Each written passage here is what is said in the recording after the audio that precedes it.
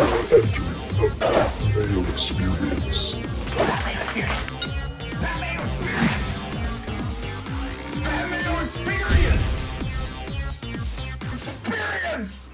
Welcome to the Pat Mayo Experience. It is officially NFL season. 2020 NFC win totals, division winners, conference picks, Super Bowl picks to make the playoff odds. We got it all here for you. Today's show presented by DraftKings. All odds coming from DraftKings Sportsbook.com. Go play there. Also, you're watching this exclusively on Mayo Media Network. Please subscribe to Mayo Media Network, where you can catch all of the Pat Mayo Experience episodes for golf, for football, for everything from here to eternity. Well, probably not, but at least for a while. How about that? Subscribe to the network. Please help out the show by smashing the like button to the episode. And in the comment section, you tell me what your favorite over or under is for the NFC. When I start seeing you put AFC teams in there, I'm going to know you're a moron. Works out well. Geoff Fienberg is in studio with me. What's up? Football. Exciting. It's here. We got Tingles. We have to do NFC first, so you don't gash yourself out. We Yeah, have to pace you. I get it. Pure adrenaline. I don't even need a reboot to talk AFC football. No, I actually have the results from last year's win total shows as well. You can also subscribe to this on the Pat Mayo Experience audio podcast. You find that on Apple, Stitcher, Spotify, Google, wherever it is. Please leave a 5-star review, or at least a 5-star rating. You don't need to take the time to write the review. Just hit the 5-star button at the bottom of your iPhone. It takes 2 seconds, all right? That really helps out the show a lot when it comes down to it. Third member of the team, he is here. The Coin returns for another season of hot fire football picks. Now, the Coin has told me that it doesn't feel like making division winner picks or Super Bowl picks. It will just be exclusively selecting the over-unders for this season. Fourth member of the team, behind the glass, on the ones and the twos, although he is not a DJ, he is the director, Paul Shaughnessy, at Paul Shag on Twitter. Are you excited for football season? I'm excited for this show, just to hear what Tim has to say about my beloved Buffalo Bills. Well, you have to tune into the AFC show for that. That will be coming out after this one, but you'll be able to find it in the description of this video and podcast after the fact. If you just want to go from one to the other, don't be afraid to tell a few friends about the Pat Mayo Experience football shows, because they're a lot of fun. Also, don't ever follow our picks, because they're fucking terrible. Fifth member of the team, introducing the most insane person on the planet. He has returned. He has risen. It is Tim Andergust. Tim Andergust. That is not my name, but it's good to know you're here forever. Here forever. In perpetuity, Tim. You are like Dorian Gray. You're here for quite a while. Also, you can catch some of the old Cuss Corners. New dedicated feed for Cuss Corner, too. You just search Cuss Corner. Yeah, people have been tweeting at me or sending me messages about old things I was talking about. I was like, I don't remember talking about that recently. And I was like, oh, yeah, they listened to my comment about X, Y, or Z 4 years ago. And I was like, oh, yeah, well, it's good that people are sort of blowing off the dust on things like why that Nug guy was the worst. A lot of his takes are evergreen, though. Oh, yeah. They're not really dated, like his demands of service or people or what he deems as proper etiquette.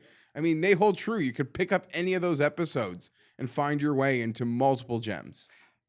Well, when you're someone who doesn't live in reality, but you just live in your truth, your world never changes. It's good times. That's not true. I'm excited to make my maiden debut live on. I guess all podcasts aren't live, but you know what I mean on the show. I'm excited. All right, so let's recap last year's NFC picks. Right. Let's not.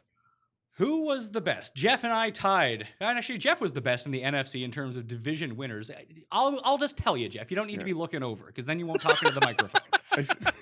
I see lots of check marks. I want to know who got them. We all picked the Eagles to win the NFC East. They won the NFC East. That was it for Tim in terms of hitting winners for divisions in the NFC. I had the Seahawks to win the West. He had the Rams.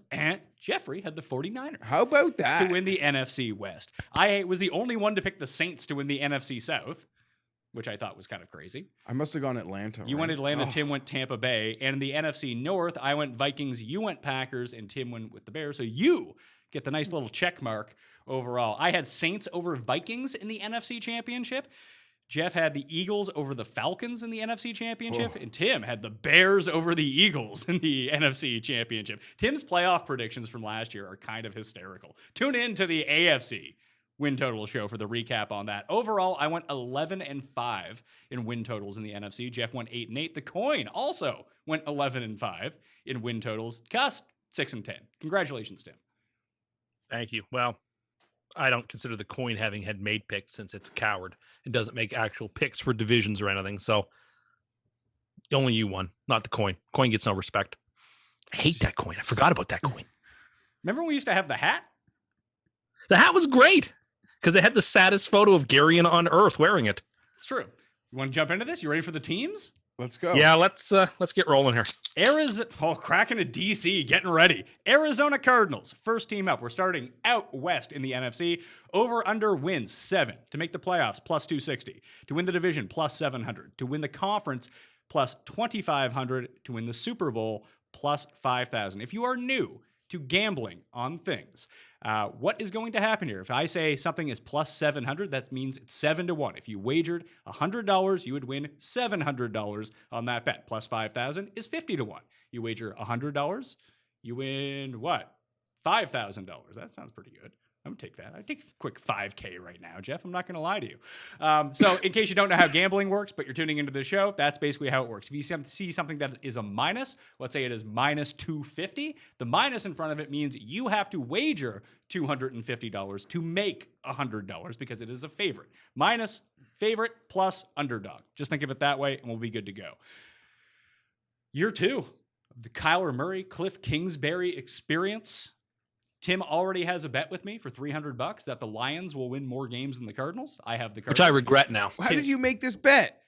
Because I regret it. Not that I think I will lose it. I think they're both gonna. You weren't making Must any have been bets, on the- and you forbid to make any bets with me. I assume it was on the schedule show. I seem to was. remember. The thing is, I regret it because I think they're both going to win around the same amount. I was way down on Arizona earlier in this year, but the more I thought about it, the more I've been sympathetic. The 7 is exactly the right number. So you're taking because push? Well, I can't take push because I'm not the coin. I make actual picks. Well, the coin So does make picks. I will take the over. Reluctantly, not a bet I would make because I think 7 is exactly the right number. And therefore, I don't think there's no value in the playoff bet or the division, but conference and Super Bowl, I suppose you could throw a dart at those. So I will take a very reluctant over. I like Murray. Kingsbury, I'm sort of lukewarm on. I think he wasn't nearly as good last year as people thought he was going to be coaching wise. He makes some curious decisions, but he's a rookie coach, and you got to learn the ropes. So I don't know. Torn. I would go the other way with it. I'm taking the over 7 wins on the Arizona Cardinals, but because you get the extra playoff team this season, I think that there is value Have we on to make the seen- playoffs. It's plus 260. Have we seen, I mean, if someone had the odds for last year's to make the playoffs, like are a lot of those teams that we deem the 6th, 7th, 8th, 9th, 10th best teams in the conference, not comparing the teams, but just like the number, like the odd to make the playoff of the team that was almost a consensus 8th or 9th best team a year ago. You should really versus bring this this year. up before the show so I can have that information in front of me to tell you. No, but it's almost like when we do PGA, it's like, it's 70 no cut. Like a top 20 should pay less than a normal week. Yeah, okay, Like I see what you're feel. saying. Paul, yes. I have a folder here called 2019 NFL win totals. Who do you want to know about? Not so much the win totals. I'm just wondering if the books have adjusted to the extra playoff spot. I'm sure they are because they're How about smart this? people who don't give away money. Open up what the Lions were to make the playoffs last year, because they would have been probably 6.5, 7 win total-ish. Yeah, let me just That drop. they would have been right around I'll there. pull it up Well- right here for you to look at. Here's the Lions from last year. So to make the playoffs plus 500. So yeah, I guess they are kind of cut a little bit. That's 6.5 plus 500. Now it's 7 plus 260. Now the Cardinals are a somewhat trendy-ish team this year. Very. But no one's asking them to win 13 games. They're asking them to win 8 games, which is a little bit different than even, let's say, the Browns hype train from last year. I think Kyler to win MVP is one of the biggest liabilities that Vegas has right now, and every sportsbook has, because they opened it 125-1. It's down to 25-1, which it's a quarterback. All quarterbacks who could be good should be priced around the same. I'm with Tim though. The Kingsbury year 1. Good things, bad things. You know what's not a good thing? Kicking field goals from the fucking 1-yard line all the time. Stop doing that, and all of a sudden you might win some more of these games. So I think they're going to get better in year 2 I think overall that they're all right. They're already down a safety. They're already down an O-lineman. That's not great, obviously, to begin the season, but I think they can overcome that because I think Kyler takes the lead. Seems like injuries ravaged them last year, so hopefully that doesn't take effect this year again. And you mentioned them being a trendy team, and I guess the fact we're all going to say the over Even here, the coin is jumping on the over bandwagon. would lean to that, sort of like the things that have been said. I do like both coach and quarterback. I trust there's even a progression there. Yes, the sexy offseason addition of DeAndre Hopkins. I love Hopkins. I think he's going to be an absolute animal there. See, I don't. I think he's going to be good for their offense, but I think when you look at his stat line, it's going to be significantly lower than it was in Houston. Well, last year, I don't think he was anything special. I want to go look at that. What do you think his stat line was? He didn't. I drafted him as the YR1 off the board. It took him a month to score me a touchdown. All right, well, you think he's just going to score more touchdowns in No. Arizona now that they have a wide open offense and they throw to a whole bunch of guys, not just one guy over and over? I think because it's a wide open offense, I do think he's going to get plenty of opportunity. I don't care that he's got a different quarterback. Hopkins made good on any quarterback. Savage, Osweiler. But he was the only option. He would be getting like 15 targets a game. Last year, he had 104 catches, 1,165 yards, and 7 touchdowns. That was down from the previous year of 115, 1,511 touchdowns. That's still an amazing I think year. he's super He had over elite. 100 catches. It's all relatively speaking when talking about like his stat line from last year. He didn't live up to the first YR off the You board. can say wide receiver I think he makes good on it this year. I think he's going to have a monster. because it's WR, not YR. I think he. You're right. You're right. But I'll buy this over 7 this year. I would say they'll be the second best team in this division when it's all dust settled. I can see that too. Although, let's move on to the Doubt next. it. Let's move on to the next team then, the Seattle Seahawks. I was the only one of us to take the over on the Seahawks last year, with my case being they had the best player in the division. So just keep doing that. Every year, Russell Wilson just is the best player. So bet on Russell Wilson. The over-under this year is 9, however. Minus 135 to make the playoffs, plus 220 to win the division, 10-1 conference, 20-1 to win the Super Bowl. Tim, let's start with you on the Seattle The board Seahawks. is 9.5. That's why I said 9.5. You said 9. No, I said 9.5. You said 9. But that's Why okay. why don't you listen? I'm listening intensely.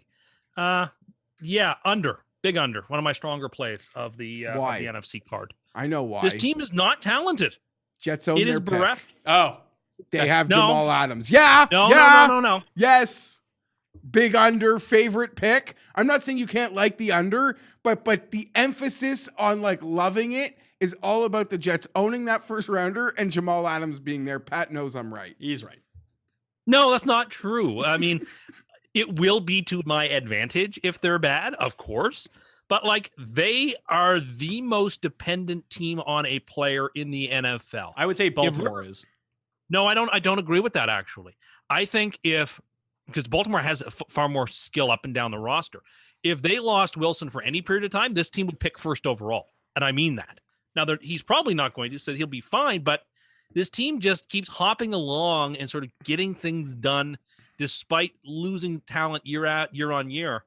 And you look at them this year, you're staring down the barrel of a team that just doesn't have a whole lot going for them. And in a division where all 3 teams are better than they are from tip to bottom. So I'm sorry. I find this team to be utterly unimpressive. They have a couple of nice pieces, but yeah, I mean, you have Wilson. Adams is okay, I guess. You called him the best defensive player in the league on this show 12 months ago. He's not even the best defensive player in his division. Like, he's a good player. So what has changed? Nothing has changed other than he's in a new team and a new scheme and doesn't have much time to No, prepare. that's what. So he's not on the Jets anymore, so he's no longer the best player in the league? He's gone to a worse defense statistically, if you believe a little thing called DVOA, which I do. Oh, no. Hold on. For anyone who's new watching this show, Tim only believes in DVOA if it backs up his point. If it doesn't back up his point, it's nonsense. Ignored. I don't think that's an accurate portrayal of it, and I don't think... Paul, you produce all of these shows. What's Tim's stance on DVOA? It's only to prop up the Jets or to shit on the teams that he is trying to probably curse or reverse curse. I don't know. I don't know what goes on in this guy's mind half the time. My point being, and I think I'm right, I think you guys kind of conceded it, that the Seattle team is very, very luck dependent, and the roster is very, very, very shallow. And I don't see it. And in a division where the Rams, Niners, and even the Cardinals look like they're pretty good teams, those are 6 games where if they win one of them, I think they've done well for themselves. I mean that they might go 2-4 or 1-5 in that division, and that means the playoffs are probably not an option for them. And I don't think the division's an option. I bury them. They're done. Yeah, I see. I was all in on not necessarily all in, but I was leaning under before I heard Tim talk. I'm going to take the over on the Seahawks. I mean, the past basically 10 years, you've been printing money betting the over on the Seahawks because they have Russell Wilson. And Pete Carroll's a good coach. Not like what you would think of drawing up to be a good coach, but he gets a lot out of his players. I think their defense has gotten better because they now have Jamal Adams on it. Year 2 of DK Metcalf. Lockett's going to be fine. Russell Wilson's healthy. I think the team is looking pretty good, to tell you the truth. I would prefer they didn't try to run the ball 70% of the time, but if that's what they're doing and it continues to work for them, I think their Super Bowl upside is limited because of things like that. And Tim's right. If Russell Wilson goes down, they're fucked. But you can almost say that for half the teams in the league. If they lose their starting quarterback, they're done. Just like when we get to the AFC, Tim picked 3 division winners whose quarterbacks got hurt in week 1 last year. They all went under. So it can happen if someone gets hurt. But either way, I think that they're going to compete. They could win this division. They could be the 3rd team in this division. I don't think that they are the worst.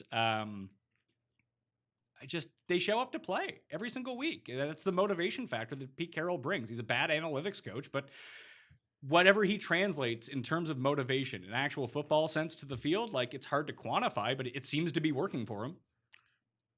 Lamar Jackson. Russell Wilson isn't just the best player in the division. He's probably the best player in the conference, and if not for Lamar Jackson, is probably the MVP in the NFL last year. I don't think he's ever received an MVP vote in his career. 2 years in a row, I have just thought it's just gotta just die there. Not Russell per se, he can be great, but the wins just will stop. The window is coming. over. Yeah, and I don't know if you remember 2 years ago, Seattle being under was one of the most in vogue picks in of all football fans, and they just crushed it. And last year, I almost went back to it, just I don't know, I was so wrong last year, but I'm going to stick with that under. Kind of I'm torn. I don't really care about Tim. I just trust this team to find 10 wins. This coach, this quarterback, they always seem to do it. The home field advantage thing, but it didn't even seem like they were that dominant a home field advantage team since they became not the super amazing team that they were when they had an amazing home field advantage. Those things go hand in hand. When they were the favorites to win the Super Bowl every year, turns out they were also very dominant at home. Since they really haven't been. I'm going to take the over. The coin is taking the under along with Tim. One thing that I don't know how to factor in, and it's going to make me lean a team one way, and then I'm going to contradict myself and go the other way because that's what we do on the show. But there's a lot of consistency on this offense. The teams that are returning a lot of the same players, I think, have an inherent advantage this year. Of course, but there is a bit of turnover there. In terms of additions and subtractions on the roster, it seemed, I was kind of doing my research, it seemed like a thicker stack. I know a lot of those bodies are probably... I would be more concerned if it's a brand new offense versus brand new defensive players. And this offense returns all the same people. Yeah, Greg Olsen, a veteran, he should be able to pick up things. And they still have Tim's buddy, Walt Disley, inventor He's of... a good player. Pardon my ignorance, Clowney is still without a team? I believe so. There were Jets rumors. There have been Titans rumors. Obviously, the Jamal Adams trade probably blew off the return to Seattle. What's this guy waiting for? Unless it comes to a time where it's just do you want to play or not? Here's a contract. Yeah. I mean, the money that you heard that was on the table, apparently from the Jets, from the Titans, were good deals. Weren't didn't feel underpaid, so I don't really know. This guy wants to sign another 1-year deal and try again next year. I don't have a clue, but so you're taking over or under? I said over. I'm done playing that other side of the coin because I'm But you are taking the other side of the coin. Yeah, I know, because I don't want to be that hamster looking at that piece of cheese on the other side of the fence and keep running into that said electrocuted fence. Keep getting shocked. I will say, though, the Seattle machine goes. I just want to make it clear. My pick is not to do with the Jets. It is. No, it's not. I want to make that point clear. It's serendipitous that would work. It would work out for us. what place But in the my pick is division are against the they Seahawks. are they going to finish? What place in the division will they finish? Third or fourth? Where will the Jets be drafting with the Seattle pick next year? I think 11, top 10. right? That famous The 11. best pick in the draft. Second best pick in the draft. Number 11, according to Tim. I stand by that. That's what the evidence says. And we got Becton, who is a superstar. So anyway, I'm taking them based on Russell Wilson. You kind of just like, that's enough for me. I wish it was 9 so I could push on it, but I like it. Give me 10. Los Angeles Rams. Win total 8. Playoffs plus 150. Division plus 550. Conference 18-1. Super Bowl 40-1 this year. I was the only one of us who went under on the Rams. Really? Last year. Yeah, you guys were all about the Rams. I'm such an anti-Ram guy. What I am still am. doing? I couldn't run to the window fast enough to bet 8. I don't think. I love the Rams at over this number. Okay, so Geoff, let's start with you. So Tim is going over. I will say I am going under on the Rams 8 because I do not think they're very good. Yeah, I agree. Everything is finally catching up to them. They had to pay fortune to get rid of players. Ramsey is being a good sport, even though he hasn't gotten the contract that we thought was imminent the moment he was traded there. It's quite amazing he's going to put on the pads week 1 without it, to be perfectly honest. Some very fancy players on this team, but Names. there's zero depth. Yeah, well, There is zero The depth. case that Tim made for Seattle is actually the Rams, except they have I a don't know about bad that. quarterback instead of one of the best quarterbacks. Yeah, I don't know. I mean, Goff has been to the Super Bowl and more recently than Wilson has. Like, So I'm you sorry, think that you think that Jared Goff is better than Russell Wilson? Is what you're saying? I didn't say that. Then what are I you didn't saying? say that. Then what's the point And of I what you're don't fucking believe that. saying? Jim Herman won You a golf called him a tournament more bad recently than quarterback. Rory. What does that mean? You called him a bad He quarterback. is. And I was He has calling little him carny out for hands and he more sucks. hyperbole. It's not. You're He's bad. hyperbole. He's a bad quarterback. They had Yeah. They had a 1-year window where no one could figure out what Sean McVay was up to, changing the plays of the line. Their offense was amazing. The league caught up to it. Yeah, they but don't see, have. They don't have that advantage anymore, and therefore That's- Jared that's Goff not true. cannot That make team was- Jared Goff cannot make Give me the a- throws required to Except excel if you in this look- offense. You look at his numbers in December, that Rams team started to click again. And they were actually hitting their stride. I mean, they went 9-7. They missed the playoffs either on a tiebreak or by a game. They were coming into their own, and that's a team that could have done some damage. They still have a ton of talent. They have the best player in the division, named Aaron Donald. They have Ramsey, as you mentioned. They've got a perfectly fine quarterback. They still have good receivers. They Their have a O-line good is offensive horrible. line. I think their O-line's fine. I think the running backs are hefty. I think this is a good team. I don't think it's the best team in the division. It's the worst. I don't. the worst. There- Will you but bet I us think they it's the come second last? best. Yeah, give us what if they're going to be Last. so good. Jeff and I will bet you they come 4th in this division. I don't see it, man. Outside, I mean, Let's Okay, go. then make the bet. What's a fair I don't know. number? I don't Last. have the slightest idea. I don't know. I don't know. Exact finish, 4th place, NFC West.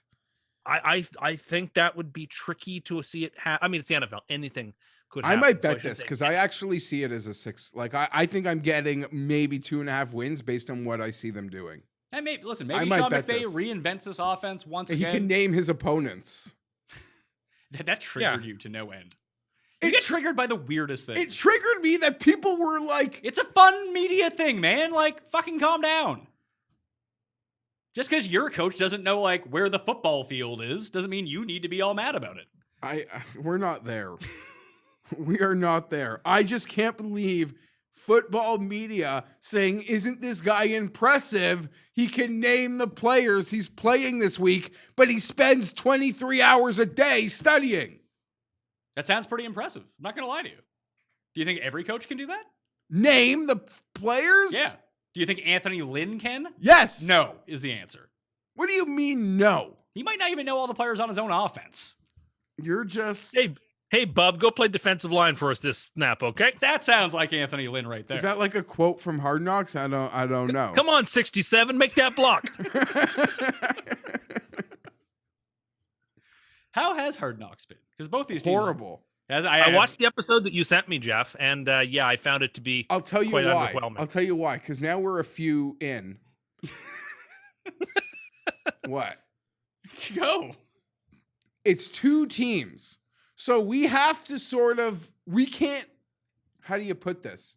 We have to be introduced to like 2 coaches and like 2 organizations. So a lot of the stuff we can't get to because we're still busy doing, like, we're not moving along to like part 2 and 3 of these people because we're still like stuck meeting people.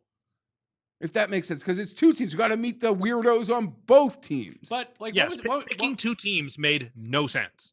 when was the Zero last sense. time that Hard Knocks was actually it good? wasn't, but I was just intrigued. Because your team was featured in it. It's my team. Honestly, I think the and Jets I was season was curious good. about the coach. Well, Rex like looking for his M&Ms. Well, might I be think the that I big mean, Hard but People I Knocks. do liked that season. I do Yeah. think that is the last season that like people remember because Rex Ryan Yeah, was and like him searching for his M&Ms all the time. Like that is good content, and it's literally memorable because we all remember that. Sean McVay, unimpressive knowing the opponent's names. Rex Ryan, impressive, can't find M&Ms. Yeah. Let's go get some effing snacks. I was intrigued that, okay, maybe this year could be interesting just seeing what camp is like in this COVID world. Like, it's funny to me seeing like these NFL superstars having to fetch their own water and shit. Because, I don't know, they're trying to limit everybody. But it's just been really boring. And I only like it because I just like seeing the hallways. I like seeing what my room You is see that like. Nate Trone means jersey an- up in glass and you get excited? No, it just adds an ambiance. I want to see what my GM's office looks like. I want to see. Didn't you watch hold Draft on. Day? I know I haven't because I forbid to. Why? We should do a rewatch of Draft Day. Well, then you'd see We me should, watching like a it for the Mystery first Science time. Theater.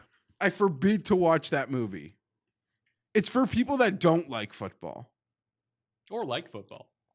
It's fun. Geoff, I want to know when there's like that big decision to be made, is coach walking to GM's office or does GM walk to coach's office? I'm just a weirdo, but I like all that stuff, like WWF, like any behind the scenes stuff. Like I love going inside, like beyond the fourth wall. Like I even watched this like 15-minute video of like behind the scenes of the NHL bubble. And I don't even watch the hockey games. I just like seeing the facilitation of all these teams in a locker room, changing up, all in the same place, the cafeteria. I'm a weirdo. Paul? Geoff liked the show Oil Change when it was on TSN. Paul? They followed the Oilers for a season. All right. So I feel like Geoff just went full cussed right there. Because you said that you don't like something that you've never watched. So how do you know you don't like the movie if That's you've true. never seen it? That's a very... I heard about the trades. Yeah, well, but now It's a movie. you've made an opinion on something that you haven't ever You like Tin experienced. Cup, and the guy kept going for it from the middle of the fairway, tried to drive the green in two until he finally got it in the hole. No, it's one of Kevin those Costner, things that star like, of both movies. I think this is a very common thing. And my nerdiest friend told me, just as an example, like when he told me, like the nerdiest guy I know told me he doesn't like Big Bang Theory because it doesn't do like some nerdy things properly. It's also not funny. That might be that's an not opinion. true. It was an incredibly popular show that I enjoyed for whatever reason. I suck, maybe. Because it was hilarious. There you go. You answered your question. So my point being is, it's like I watched one episode of that show, The League, and was like done with it. I was like so hot stupid. trash. Like, oh my God, like hearing these guys like talk about an Antonio Gates trade that no one would ever make, like In didn't an 8-person league. entertain me. You guys At get all. so triggered by everything. Everything's No, I'm real not- to me. Everything. You guys just live in your own little world where, oh my God. No, I'm No, I literally think this like is like the that guy Reverso from that. Seinfeld episode where Geoff is me and I'm Geoff. No, I'm just that No, guy. you're you. You're Dr. Tim Andercust, insane person. I'm literally I'm the me? guy from that famous like YouTube clip, like crying at the wrestling convention that it's still real to me, damn it. Like I guess that sometimes I feel like that. Well, we're half an hour. Not about Wow, wrestling. wow, We're wow, half an wow, hour. wow, wow. We're fucking half an hour into the show. We've got through 3 teams. We got about Niners. 20 minutes of them. 49ers win total, 10.5. Playoffs, minus 335. Division, 106. Conference, plus 450. Super Bowl, 9-1. I think the Niners are going to be good again. They're very well coached. They have a good defense. They have good offense, very efficient offense. Shit happens, though, when you lose the Super Bowl. Under. I think they still make the playoffs 9-7, 10-6, something like that. But I don't think they dominate again this year. I agree with everything you said. I'm a fan of everything, but I've just done this enough to know shit just happens when you lose the Super Bowl. It was like the Rams last year. Just like you lose in the Super Bowl, just bet under the next year. yeah, but The year they're in before, like the a way Patriots lost the better. Super Bowl. Yeah, but the Super Bowl, the Patriots And also then won go the to, Super Bowl. but they also go to the Super Bowl every year. They're the outlier, not the norm. Very good team, very good roster, set up for extended success, unlike the Rams. Yes. So I don't really feel like I see what you're saying there, but I'm actually excited still for what the future holds for San Francisco. It felt quickly after the Rams lost that they were like entering doomsday. Well, they also went all in for that Yeah, season, and then and- they tried to go all in the next year too, and now they're left because with nothing. They wanted And to Geoff sell also hates the Rams PSLs because for they're a in LA. stadium. Yeah, and now they can't. And now they can't. Yes. So the coin is going over on the San Francisco 49ers. I assume you are too, Tim. Yeah, not heavy, but they're my division champion at 11-5, and I think they get over the number, and I like them. Maybe 12-4, I could see it. I mean, 10-6 is certainly an option, and then you lose it, but I do like it. I don't think there's value on any other bet on the board, but there is on taking them on the over. So Tim is picking San Francisco to win the NFC West. I am going to pick Seattle to win the NFC West. Jeff, who are you taking? It's weird because I'm taking the under, But but you I'm think- going to cop out by saying they will win the division. So you think that they tie Seattle at 10-6, but have the tiebreaker with the way that your picks have gone? I guess potentially, because if you're still asking me who's going to win the division, I'm going to bail out and say San Francisco. But max confident bet in the division is that Rams under. That's Isn't my it something favorite that I bet would in the do division. to take the under on a team and then pick them to win the division? Wouldn't that be something I'd be accused of doing? It Yeah, is. I just probably. accused Jeff of Yeah. doing it. That's what I mean. Like if you earlier you said Jeff was acting like me. I just wanted to. NFC East. Who you got, Tim? The Dallas Cowboys. Over under 9.5 wins, playoffs -250, division -110, conference 7-1, Super Bowl 15-1. All I've heard in the offseason, maybe it's a little NFL bubble that I'm in online, but the Cowboys are basically chiefs of the NFC. Don't believe that for a second. Really? I haven't read that much about them. I mean, there are teams I've read a lot about. The Cowboys don't seem to be one of them. Oh, can we do Oh, no, this? hold Can we- on. Let's do this. Do we want to do it now? Okay. Yeah, it's not. So, if people don't know, Do what? Tim mentioned the other day that all he hears about is how good the Jets are. Everyone's talking about how They're the biggest good story the in Jets football. are. And as it turns out, Tim only follows Jets beat writers on Twitter. But everyone's talking about them on his... Again, Tim, living your truth. You My literally menchies referenced blow his- up. You mentioned your feed as your proof that the Jets are the best story of training camp. Not the best story, the biggest story. My menchies blow up all the time with people tweeting like, oh, look, so-and-so had a reception or so-and-so blocked a pass. Like that's happening because everyone's seeing it. They are the number one story in football for good or for ill. And maybe it'll be for ill, but I cannot remember a year past where a team has been a bigger like story of the NFL than the Jets are. I'm not making this up. This is on my Twitter feed constantly, and I curate a pretty ecumenical, a pretty open-minded Twitter feed with lots of opinions and views. Okay, how many Jets? So how many Jets beat writers, players, team personnel do you think you follow overall? Several. But I couldn't give you numbers. How many Chargers beat writers or team personnel do you follow? Well, I follow their official team. And how many like random Reddit friends that are Jets disciples of yours do you follow? Probably a large consortium as well. I don't know, but my point is, and I know you're trying to make, but you don't want to accept the fact that we're the story this year. I don't know how it happened. I don't know why it happened. It seemed. I mean, I guess I do know because they're the marquee team in the AFC and in the biggest city, so they're going to command the most attention in some ways. But how they became a bigger story than the Cowboys this year? What are you talking about? I They're can't not a bigger believe- story than anybody. Like everyone's listening to this thinking, what is he talking about? Yes, I might have a favorite team, but I follow this whole league. I haven't heard an ounce more about the Jets than anybody. Like, You're tweeting stuff at me too about so and so had a no, blocked, I you make know. fun of you because you go nuts when you see Darnold cutting air to nobody. Sammy scrambles. Jesus Christ. I listen. I love my team too. And when my internet feed is showing me videos of my quarterback throwing tight spirals, Anthony with, Lynn breathing, you're like, with nice nobody playing defense, I get a tingle. But it doesn't make me think I'm the story of camp. I don't understand. But You're- I've followed people for years and years. You think you're the This- league story. The Jets. This year, yes.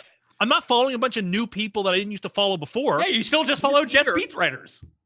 This year, for whatever reason, I've seen so much more Jets talk, hype, some of it derisive, some of it positive than ever before. And I can't help it, but it's just an objective fact on the ground that the whole league is talking about the Jets. And I'm fired up for it because like inject that into my veins. Let's go. But we're talking about the Cowboys, so I don't know why we took this tangent. But now you got me hyped.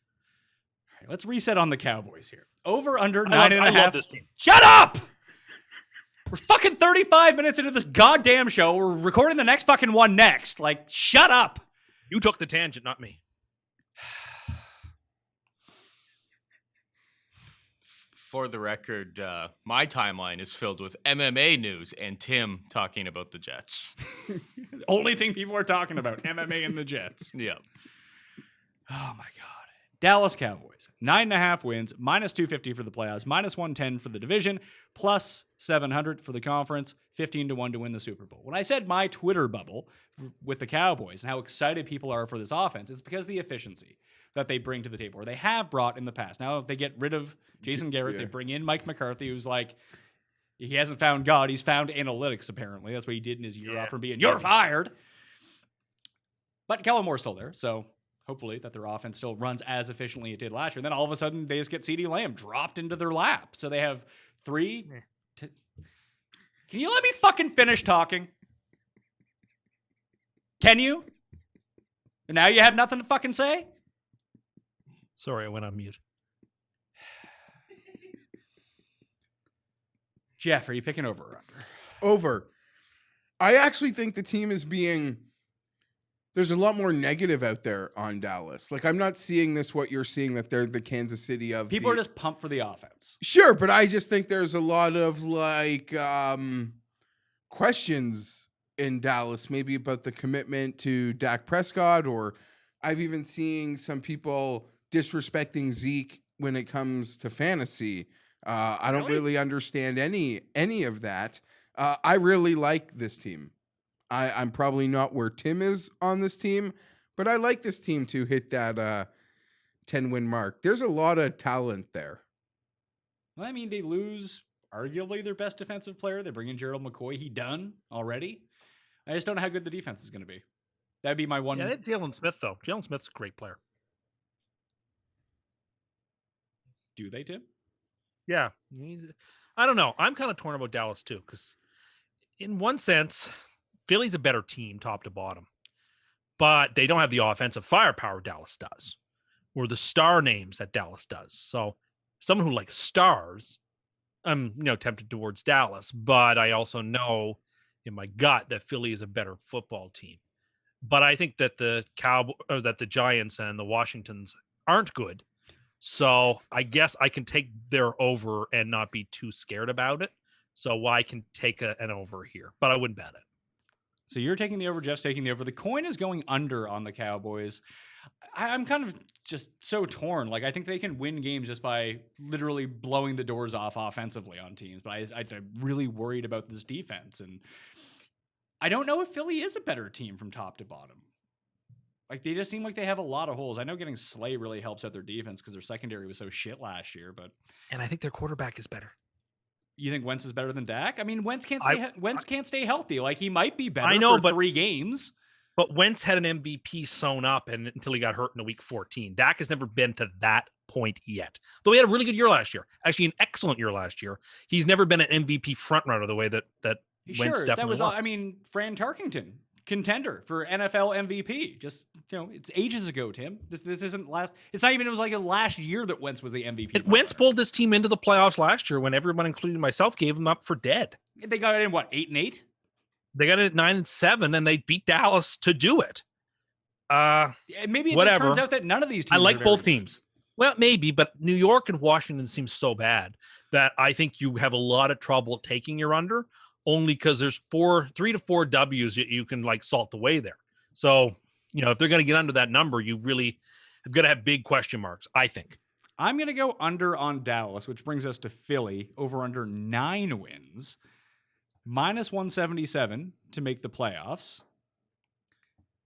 plus 140 to win the division, 10 to 1 to win the conference, 18 to 1 to win the Super Bowl. I'm going to go a slight over to them. I am kind of with him that I put more faith into Philly, especially because, I think Doug Peterson's an all right coach. I like Carson Wentz, and I do think that they were able to make the playoffs last year with all those injuries, with no defense, basically, and they still got there. Yeah. And now they're healthy again. We'll see how long Wentz holds up for, because the guy's always hurt. But for the moment, I think they should be the front runner for this division. If you just looked at both these rosters and Dallas Cowboys wasn't in front of the Cowboys like odds, they wouldn't make any sense. Like, they're overvalued like they always are because they're the Cowboys. Like, people will go to the window to bet on the Cowboys because that's what people do. They're the most popular team in football. I like the Eagles to meet their over as well.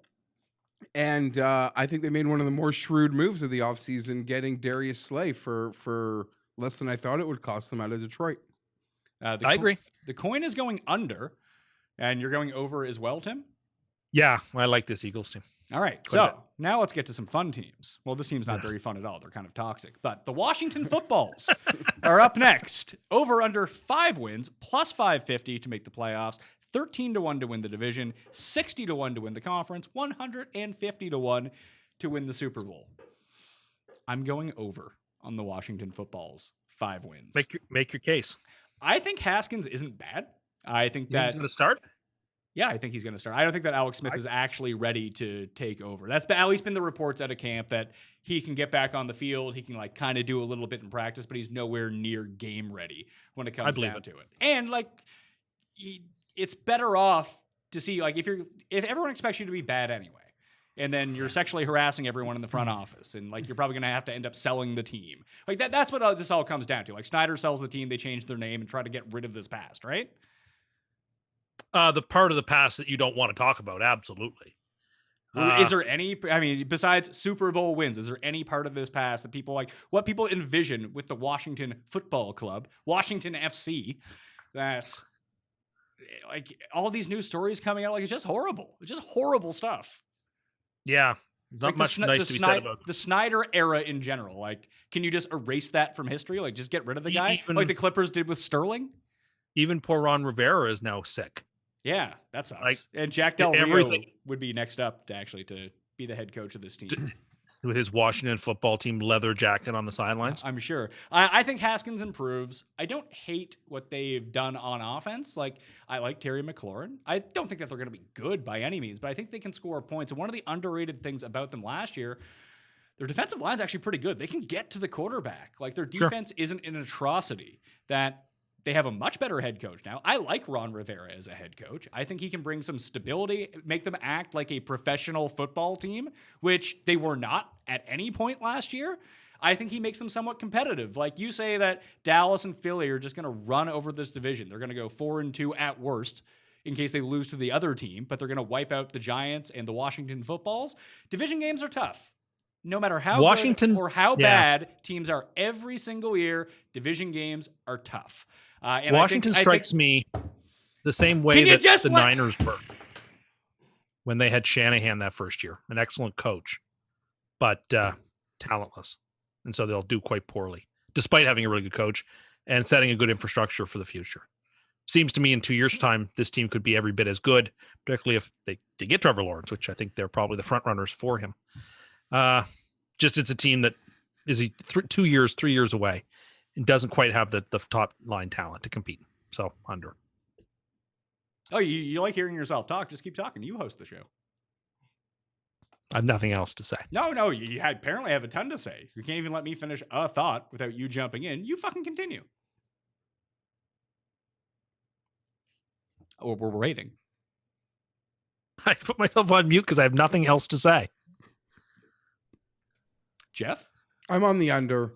I think there are big holes on this team. Offensive line. I like Terry as the receiver there, but outside of that, I don't really trust many of the offensive weapons here at all. I agree the defense is underrated. They have I AP. I like Tim's guy. I like Ron Rivera. But this Is AP boat, starting? I still think this boat goes backwards before it starts rowing forwards, alluding to maybe what Tim's proclamated for a future draft situation.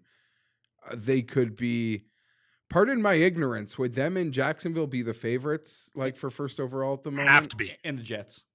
By actual Oh. odds, it's the Jets. Like they're projected to be No, about no, actual I'm odds are not. telling I you just by looked the them up. odds. I just looked them up. They're not the Jets are not the favorite for the first pick. I just looked it up. I just said they're top 3. What are they? Carolina might be near there. Deleted it for God's sakes. I imagine it's probably Jacksonville. Yeah, Jacksonville, Washington, and the Jets. The Jets. Those are the 3 teams. Carolina should be there. The New York Giants, maybe they're in the running for the first overall pick. Their over-under is 6. Playoffs plus 370. Division 10-1. Conference 40-1. Super Bowl 80-1. Now, can you make the same argument that I just made for Washington? If Haskins takes a leap, if Daniel Jones takes a leap, it's they have to win one more game than Washington would have to. Actually, 2 to actually cash your ticket. Well, no, because Washington would have to win 6 to cash the ticket. The Giants would have to win 7. Yes, to actually have to cash the ticket, they'd have to win the 7th. But I'm going to take the over there. I don't think they're as bad as people put them out to be. I'm not seeing some huge NFL-like rebound from really bad to really good. But I think they're going to be one of those teams that turns it around this year. I like a lot of the pieces there. They seem to have really invested into just strengthening that roster, becoming a deeper football team. They lose Solder, who's opting out. They lose Xavier McKinney, their second-round safety, who was supposed to be like a linchpin of their defense. I think that they're very similar to Washington. They just have names that you know because they're a New York football team. They have guys you would draft in fantasy, so it makes it seem like they're better than they are. That would be my take on it. I'm going under on the Giants. Tim? Yeah, I have nothing nice to say about this team. I don't see how they could get to 7 wins. I don't think Jones is good enough. I don't think that the coach has any sort of pedigree to be able to sort of whip this team into shape. Seems like he's actually kind of an amateur from what I can tell. Barkley's good, I guess. So, but that's a running back. So what does it really matter? I think the defense is question marks. I don't love the receiving talent by and large. Nothing to be excited about. They could have 12 teams in the playoffs in the NFC. And I still don't think the Giants would make it. I don't see how you could ever get to 7 wins and cash a ticket here. And I think it's just a tax of paying a New York team to have to bet 6. Well, I don't think you don't. What this wide receiver core is what you're going to pick on about the Giants? No, it's one of them. One of them. But it's actually like their receiving really core is probably like the good. best part of their team. Yeah, that's what I don't understand. But I don't think it's very good. Do you know why But he's I don't doing think this, it's very good. Jeff? Tell me. I don't Because he know. can't handle the Jets not being the best new quote unquote New York team, the best New Jersey team. The Giants We are beat them better. last year. The Giants are better than the Jets. They have a better quarterback. They have better receivers. They have a better Tight running end. back. Like they've. We beat them last year head to head and had a better record. We were the better team. It It's wasn't even Tate, remotely Shepard, Slayton. That's a good core with Ingram. Like there's weapons there for Jones. close. Not even the best set of weapons in the stadium, let alone. Anyway, I don't. Sorry, proving particularly Pat's care. point. Yeah. We'll move on. Let's pick Over. winners. I'm going with Philly to win the East. Jeff. Me too. Philly. So round to Philly, just Yeah. like last year. It's the only one we were all right on last year. I actually want to. Well, I could be tempted to bet that over. My favorite bet in the division might be the Philly over. Just like my favorite bet in the last division was Rams under. NFC North. Green Bay Packers. NFC Championship losers last year. Their over-under is 8.5. Playoffs, minus 130. Division, plus 180. Conference, 13-1. Super Bowl, 28-1. They were the lucky team by the stats last year. Do you know who it was the year before? It was the Bears. 2 years ago, it was the Bears. I mean, I guess that means that the Lions or Vikings are going to wildly overachieve what they should do this year, just based on how this division kind of turns itself around. I don't think that they're bad, though, because some people say, oh, they went, what did they go, 13-3 last year? I lost my shirt They had the dealing bye. with this team last year. I couldn't stand it. Because there's one thing to say that they were lucky and they're not going to win 13 games. I can buy that. But to say that they were lucky, they won 13 games, but this year they're going to win 4 seems insane. Yeah. That Like that they is were really fair. a 9-7, 10-6 team who won 13 games. That happens every single year. They still have Aaron Rodgers. It seems like he has something to prove. They were the worst team roster that I saw make a conference championship in. Since Oh. the Jets had Mark Sanchez. I don't want to say that because we see some like. I'll take No, 'cause that that back. defense I was was not. great. That team making it to the Final Four was one of the greatest accomplishments in sport last year. Because that roster was nothing to brag about, and it seemed like they were getting by every week with something else. But at the same time, I don't know. They did something right, and it cost me money. Yeah, like Aaron Rodgers wasn't overly efficient or overly good last year, but they just continue to win games. They're going to run the ball very effectively. They spent their pick on a backup quarterback and a third string running back. So they didn't improve at wide receiver at all, but their defense was good. It was young. It was good. And maybe they continue to get better. 8.5 just seems like a really low number for the Packers, doesn't it? They can't stop the run. That's a real problem No, it's they not. have. That's not a real problem in 2020 NFL It is football. it is in the NFC North, like it or not, given the way that their opponents are likely trying to attack them, and what the Niners did to them in the championship game, which was just tear their limbs off. Right? Didn't Garoppolo throw 7 passes or 8 passes in the game? Like that is how you look at the way that the Vikings and the way the Bears are set up, and to a lesser extent the Lions. Those teams are going to try to ground you to death to win their football games. So it does matter in that division. And you play 6 or 16 games against them. So being unable to stop the run actually is more relevant here than with most teams. I don't know what to do with this team because I love one team in this division, but I don't think they can win it. And everybody else I don't like. I'm going into this one right now. I still have a question mark. It's the only one of the 8 divisions. I still have a question mark at this second as to who I'm going to pick to win it because I have absolutely no feel for it. I'm like, I don't know. I'm like Teddy KGB. These guys have alligator blood. I can't get a read on them. I don't know what to do with them. I guess I'm going to take the over slightly with Rodgers and the defense on the back end with some of the secondary guys kind of figuring it out. And, I don't think that Adams, I don't think the receiving core or running game is as great as people think it is. I think they're terribly overrated. No one thinks that the receiving core is good. They have one of the 5 best receivers in football, and that's it. Yeah, who I don't think is nearly as good as people think. And same with their running backs. But nevertheless, 9 wins. You're telling me should Aaron Rodgers get to 9 wins? I think he will. So we'll take the Packers. Paul, what were you going to say? He said that everybody in the division is going to run down your throat. I understand with the Vikings. Obviously, they have Yeah, the Cook. Bears and Lions aren't. The Lions Bears ran like definitely are. 9 running backs last year, and they were all horrible. And then David Montgomery he's already hurt, kind of for one trash. thing. Tariq Cohen is more of a gadget guy out of the backfield. I don't know who's running all over them in this division. This is not like Oh, you a think running Trubisky's back gonna strong division And by any means. just ask the Tampa Bay Buccaneers how great a great run defense is going to make your defense. Exactly. The Bears yeah. just aren't The going to be next- able to throw it that many times. That next Bears have division to. is just stacked with good running backs. So, Not this Geoff, one. where are you going on the Packers? I'm going to take the slight over. I'll be the lone wolf here. Give me the under. I would be tempted if someone offered me, you can make these bets. Will team make the playoffs? I'd be tempted to take the no if it was a yes/no option, just not the yes there. I don't believe. I think this team is going to, okay, your point. They won 13. They're not as good as 13, but yeah, sure, 10-9. That's Are they fair. 6 wins worse? That's a lot of wins. I think this team is in for a regression, big time. Okay. Vikings are the next team up. The Kirk Cousins All-Stars, Tim's favorite quarterback in football at one point. Top 5 talent in football until he didn't sign with the Jets, and he sucked. Their over-under is 8.5 wins, minus 135 to make the playoffs, plus 160 to win the division, 12-1 to win the conference, 25-1 to win the Super Bowl. As I do almost every single year, I take the over on the Minnesota Vikings because they're a good team. They're not a great team. They're a very good team. They have very solid players across the board. Losing Diggs kind of hurts.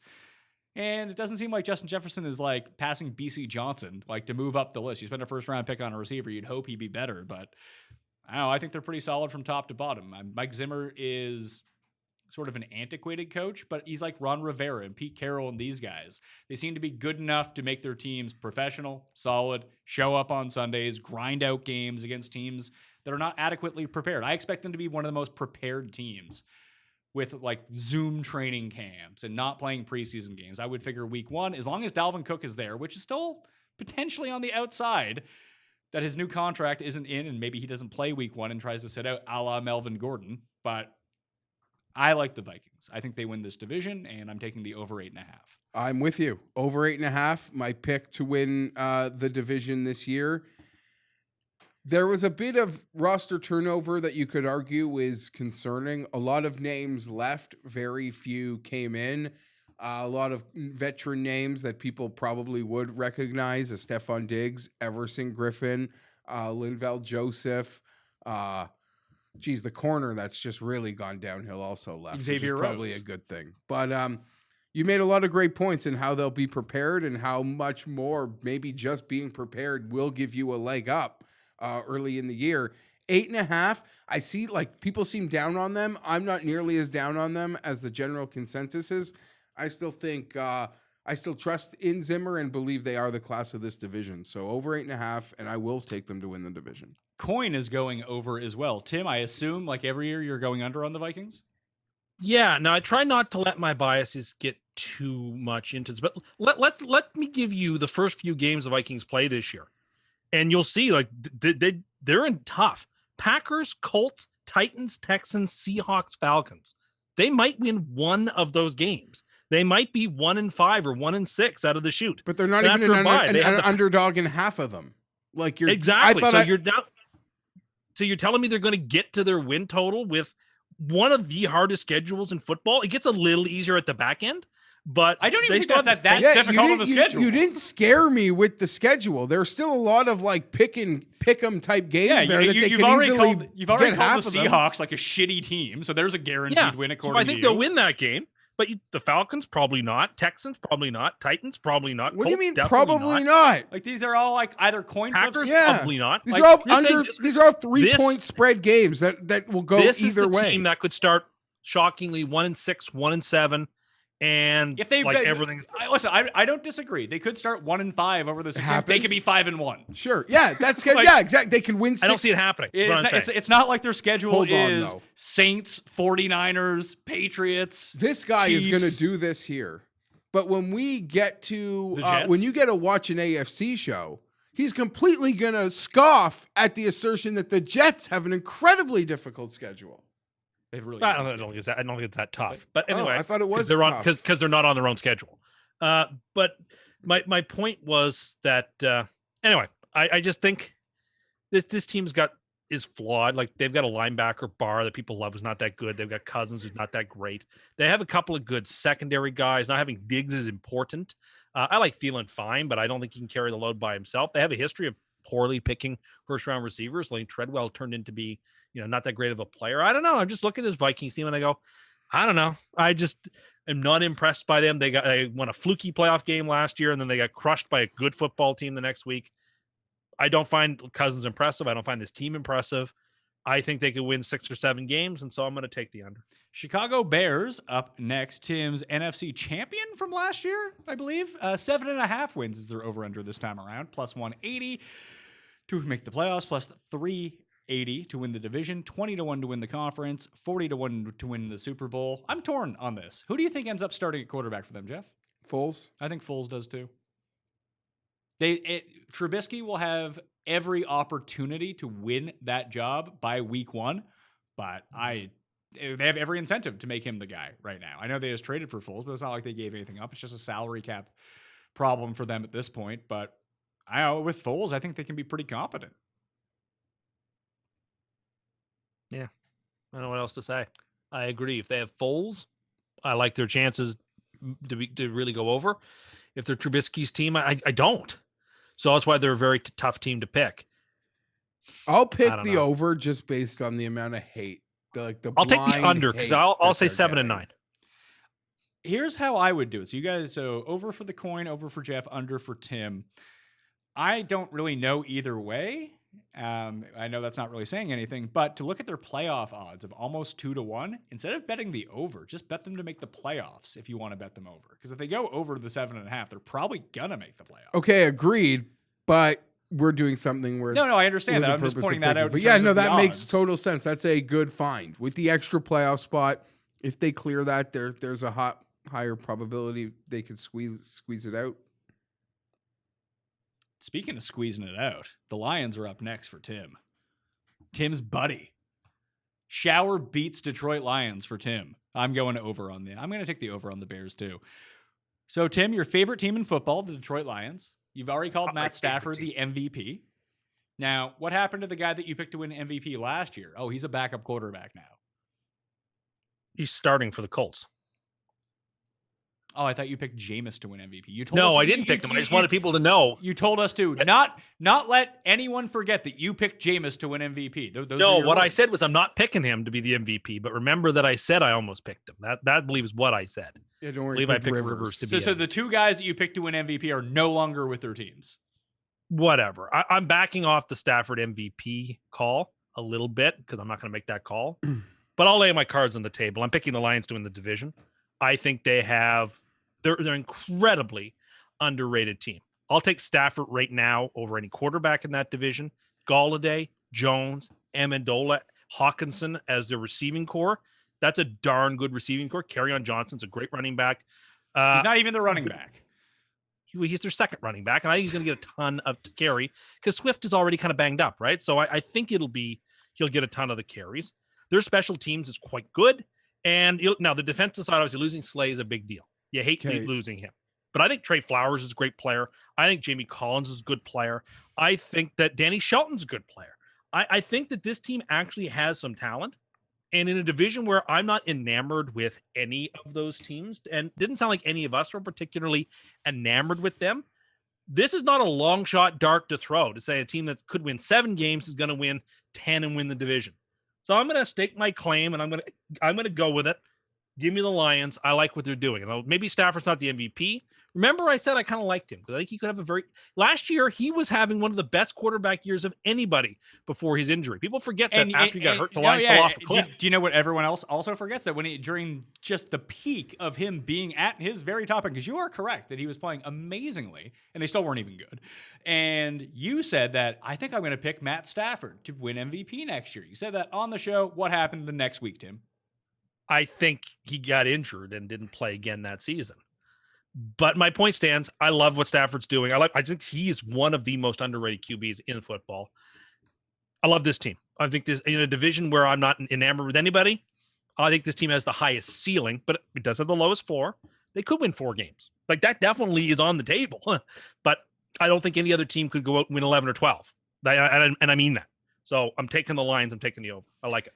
I can see 7-9, 8-8. I could see the Lions being in that territory. I'm going to go under. I think that they're just more of a team that you'd want to draft fantasy players of rather than gamble on. They just strike me as almost like the old school Phoenix Suns, where all of their guys is Sean Marion really a great basketball player? Was he an elite level fantasy or real life player, or was he just the best fantasy player alive? Because he was amazing in fantasy. It seems like all of Detroit's hype guys are all fantasy guys. They have a terrible coach. This roster is not great from top to bottom. They do have really good offense, but it's very one-dimensional, and they fall into bad habits really quickly. And I just look at all of the other teams, the Packers, the Vikings, the Bears. There's at least the Bears quarterback situation is not good, but they're still going to if that doesn't work out for them, they'll run a grinded out offense. I prefer the other teams' coaching staffs, their rosters top to bottom, their defenses. I just think the other 3 teams are more balanced, and that's going to win it. So I'm going under on the Lions. Yeah, I'm not here for the Lions. I'm going to take the under as well. And I'm going to ask Tim, because I tried to get it a few months ago. Will you bet me on Chargers versus Lions wins? I don't know. I don't know. You You just got picked them going to win 10 games the to win the North. The Chargers play with yeah, Kansas but I've been City. coming around more on the Chargers. Oh, than I had. no. It was going so well. not we'll save it. No, not playoffs good, but maybe. I don't know. I'm coming around more on them. Maybe it was the win-loss You've that been doing I a good was- job. Maybe it was getting the me hyped for win-loss them. record, because you told me 3. You're getting them. Yeah, I know I said that, but I have just like I was down on the Cardinals earlier in the year, I've sort of come around a little bit. He's trying to and so curse the Cardinals now because he has money against them. these are not the types of games I play. Anyway, I don't know, Geoff. Maybe we'll see when we get to the Chargers discussion. But I still think the Lions will win more, but I think it's close-ish. Certainly prefer Stafford over Herbo. I don't know. NFC South. We're starting off with the T-Bay Bucks. Over under 9.5. What wins. is that juice? I don't know. What did you guys pick for division winners? I picked writing the them down. Vikings. I said it. Okay, Do thank I you. even need to be here? I'm curious how a 9.5 Tampa isn't like minus 220 the way the world thinks they're You're Super on your Bowl. phone half the time anyway. You can do this stuff. No, buddy, I got all my notes on my adds and additions. Since we're all interrupting, Pat, I just wanted to say that Trevor Lawrence to the Detroit Lions confirmed after that last little statement. And when they that trying to happens, trade we got to Stafford dig in the this offseason? clip There up. were rumors. There were some stories. Let's reset. Tampa Bay Buccaneers over under 9.5 wins. Playoffs minus 177, plus 150 to win the division, plus 750 to win the conference, 14-1 to win the Super Bowl. I walked big time. I let the hype get too much of me last year, and I walked into that stupid Browns trap, and I will not do it again this year. Under Tampa Bay Buccaneers, they might be the worst team in this division. They have a bad defense. Brady is washed. Can I He's kiss not you? with Bill Belichick. And the one thing I kind of been harping on is consistency in teams. Could they be awesome? Yes. I am willing to throw that out, that they could be 13-3 and be amazing. But at the same time, is Brady really going to be better with these weapons than Jameis was? He's I not don't going to. think He's so. not going to throw 35 picks. That's a good sign. Nah. Is he going to throw 30 touchdowns? I don't know. Maybe he doesn't need to. But they don't seem to have a modicum of a running game. They have like 3 tight ends who they don't seem to know how to use. It's going to end up like being Gronk over and over. I don't know if Brady can unlock the Mike Evans, what he does best potential of getting downfield. Godwin's going to eat. Thank you. Completely agree with that. But I just don't see where this defense is coming from. And like, you're telling me they're better than the Saints? And like, are they better than the Falcons? Probably not. I love you. Thank you. I can't believe I thought I was going to be alone here. Like I've had to put up with this crap for months. And there is also For one months. big factor of picking the under on the Buccaneers. Do you know what that is? What? Tim, who are you picking to win the Super Bowl? I'm picking Tampa Bay to win the Super Okay, Bowl. well, you hold on a second because I'm going to add on to Pat's words and then you can come in on the other side. For starters, I've checked the juice and seeing that they're asking for Tampa 9.5 wins, only 50 cents, when I think the books could get a 10.5 here and get the same bets from the same people. Explain that to people who don't understand what you're talking about. My point is Tom Brady. No, we're not doing that. What do you mean? I was just going to do it. I said, can you please explain what that means to people who don't know what you're talking about? 50 cents on the juice. juice. Oh, sorry. Minus 150, as in to get that over, it Tampa Bay over to win $100, you'd have to bet 150 to win the 100. I'm here to say at 9.5, I suspected that would be flirting with 200. Minus 200. I thought in order to make that bet to win $100, you would have to bet closer to 200, not 150. That's telling me right there that doesn't align one bit with their Super Bowl odds. Vegas knows this could be a pumpkin, but they know you all want to bet them to win the Super Bowl. I do not care. I do not care. It's telling me all I need to know, that this team might not be very good at all. No preseason games, no proper training camp. Brady's a legend, but now he's 43. This isn't 34-year-old Brady. This isn't 38-year-old Brady. This is a 43-year-old quarterback. Come on. Going to a new coaching staff, too. And not to say that, like, Bill Belichick and Josh McDaniels are some masterminds over stupid hat Bruce Arians. But at the same time, McDaniels and Belichick, we acknowledge they're good coaches, but they also know how to protect Brady and get him to do what he does well because they've been around him for so long.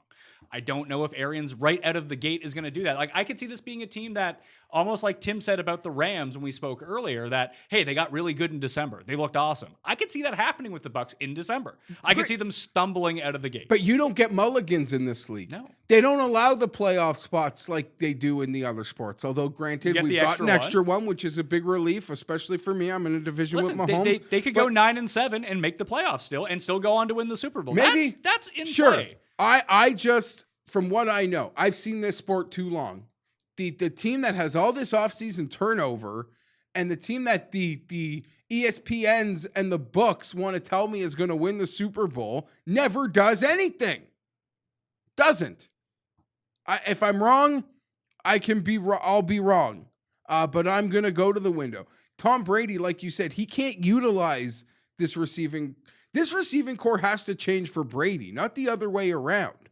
And if it was them being able to do what they do best and Brady being able to adapt to them, maybe I would trust that more. But without any real live reps, I'm worried. I'm worried about Tampa. And I'll say this again to close. This over 9.5 minus 150 tells me all I need to know. Because the books could put a 10.5 out there at even like minus 135. And the same person would bet it. Because Tom Brady's a buck, and they got Gronk. Watch. Now let's hear from that person, Tim. So I think I dispute slightly Jeff's contention that this team has reached the level of hype that like Cleveland did last year or other teams in years past. I actually it's think identical. There's been like real pushback. I've seen real pushback of that approach on TV and in podcasts and such. So I actually don't know that they are People as push hyped back on as the other Browns teams hype, have been. though. It's not like it Not didn't to go the degree that I unchallenged. think What do you mean? There's a lot of people, They're the Browns. There's a lot of people who are trying to be too really clever and want to get out there to say, I actually think the Tampa's being overhyped. I don't think the hype has matched the pushback, is what I'm trying to say. They are the third favorite to win the NFC behind the 49ers and the Cowboys.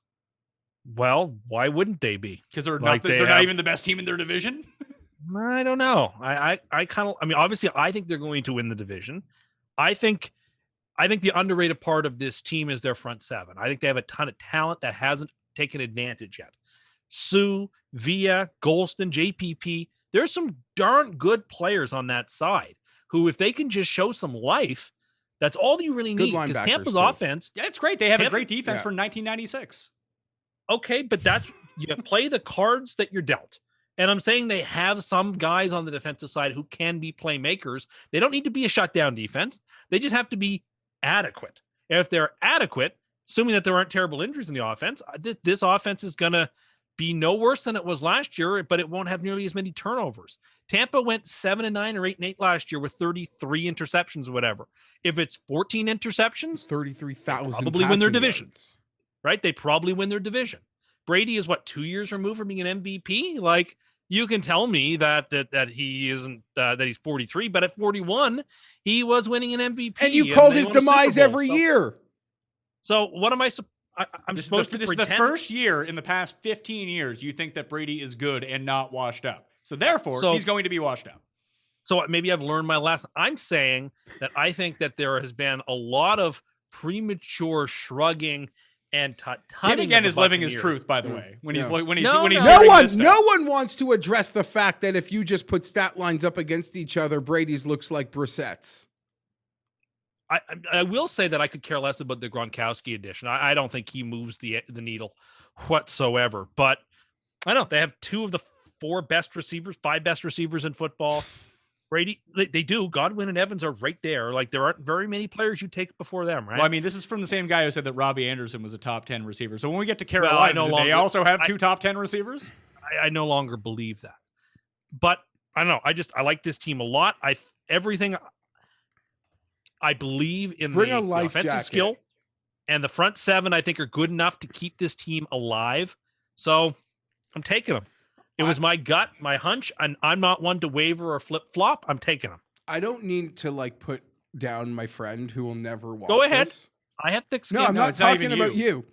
I got a friend okay. because I've been kicked off a sportsbook, so sometimes he'll let me use his, and I'll go in, I'll look at my bet so I could see, what he has pending.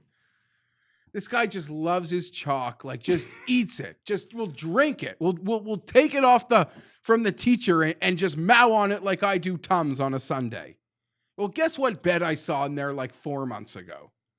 Tampa to win the Super Bowl at like odds? 12-1. Like I'm telling you, they got you. They got you, people. But watch, it's not gonna be fun. Sorry, it might be fun and it'll be on in prime time a lot.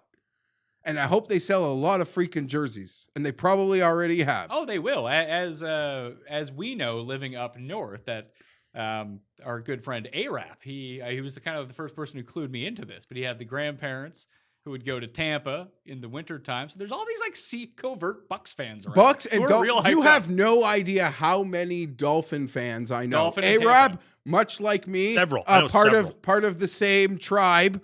Last name's Fienberg.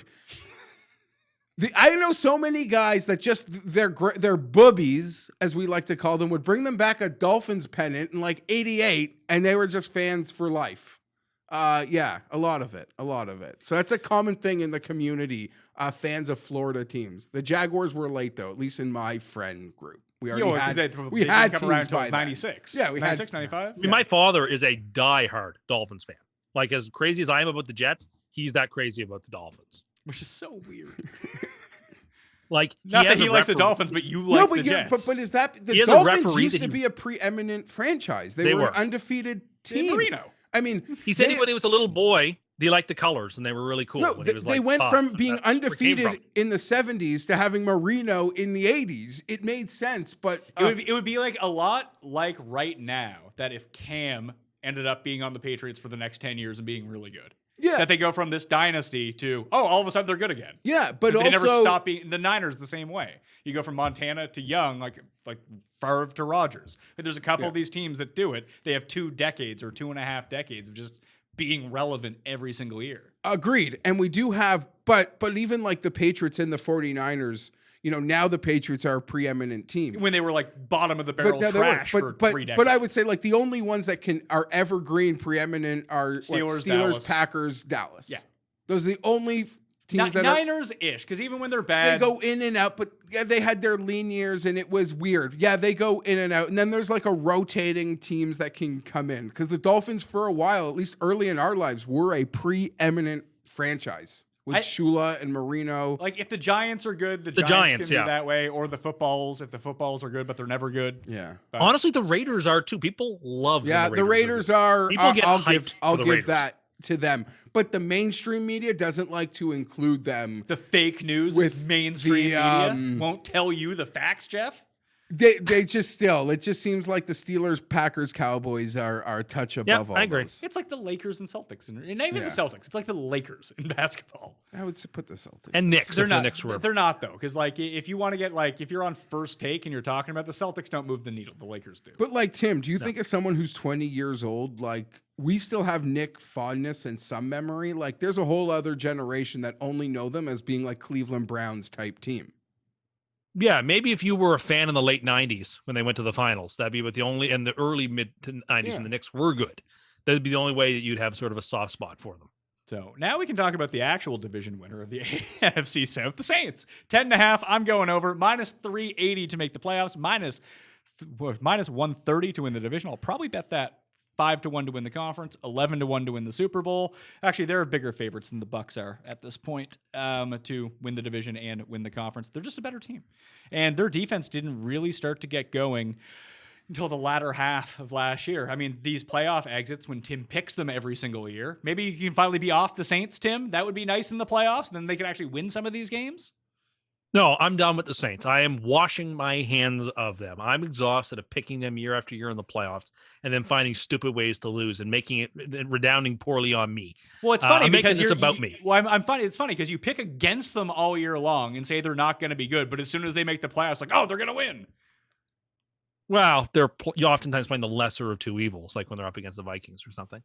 But no, I want nothing to do with them. They're my under. They're my strongest under play in this division. Maybe one of my strongest under plays in the NFC. I think that number's way too high in a division that's stacked. I think you're asking me to bet them for sure to go. I'm getting odds to take the under, right? I So- trust them a lot. Give it They're to a me. I trustworthy don't team. trust them. I trust don't them trust a lot, them. and I actually really like their offseason, who left, who came in. Malcolm Jenkins, Emmanuel Sanders, Ty Montgomery. I think those are good fits. I was told that Ty Montgomery is the queen on the chessboard on this show last year. He just happened to be on the Jets, though. Okay, well, guess what? Guess what? If there's a coach in the league that can utilize the queen, he might be on the team now, because Adam Gase wasn't that. What?